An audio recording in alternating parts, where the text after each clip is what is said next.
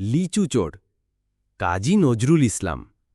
বাবুদের তালপুকুরে, হাবুদের ডালপুকুরে, সে কি বাস করলে তারা, বলি থাম একটু দাঁড়া।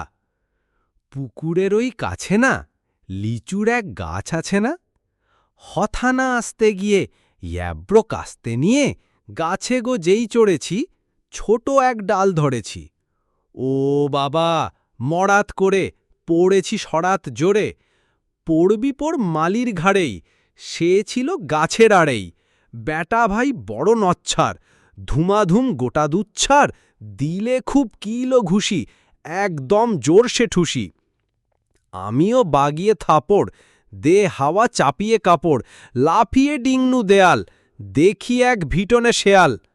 সে কি ভাই যায় রে ভুলা, মালির ওই পিটুনিগুলা? কি বলিস, ফের হপ্তা, তৌবা না খাপ্তা।